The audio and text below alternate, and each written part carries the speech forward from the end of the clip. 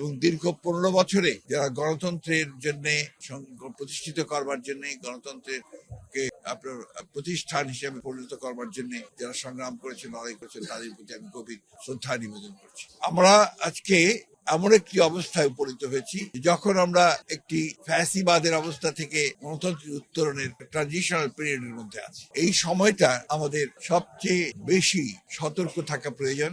আমাদের প্রত্যেকটি মানুষকে তার নিজের দায়িত্ব সম্পর্কে সচেতন থাকা প্রয়োজন। বিশেষ করে এই আন্দোলনের সঙ্গে যারা জড়িত ছিলেন তাদের অত্যন্ত আমি মনে করি যে দায়িত্বশীল ভূমিকা পালন করবার একটা দায়িত্ব রয়েছে। আজকে একটা মুক্ত পরিবেশ সৃষ্টি হয়েছে। সেই মুক্ত পরিবেশের আমরা দায়িত্বশীলতার সঙ্গে আমাদের ট্রানজিশনাল পিরিয়ডটাকে আমরা অতিক্রম করব। আমরা একটি সকলের কাছে গ্রহণযোগ্য নির্বাচনের মধ্য দিয়ে আমরা একটি গণতান্ত্রিক রাষ্ট্র নির্মাণ করব, ব্যবস্থা নির্মাণ করব, সমাজ নির্মাণ করব। এই লক্ষ্যে আমাদের সকলের ঐক্যবদ্ধ হয়ে এগিয়ে যাওয়া উচিত এবং এই প্রশ্নে বিভাজন সৃষ্টি করা আমাদের কারোরই উচিত হবে না। আমাদের উচিত হবে আজকে ছাত্র জনতার যে ত্যাগ, যে আত্মত্যাগ, যে আপনার প্রাণ বিসর্জন, সবকিছুকে মূল্য দিয়ে তাদেরকে মর্যাদা দিয়ে আমাদেরকে সত্যিকার অর্থেই জনগণের যে প্রত্যাশা একটি গণতান্ত্রিক সমাজ, গণতান্ত্রিক রাষ্ট্র, সেটা বিনির্মাণের পথে এগিয়ে যেতে হবে। ইতিপূর্বে ফ্যাসিবাদের সময় একটি চক্রান্ত হয়েছিল সমস্ত ইতিহাসকে বিকৃত করবার, এবং সেই ইতিহাস তারা 15 বছর ধরে বিকৃত করেছে। কিন্তু আনন্দের কথা যে আসলে ইচ্ছা করলেই, বিকৃত করলেই আপনার সঠিক ইতিহাসকে কখনো আপনার ভুলে যাওয়া যায় না,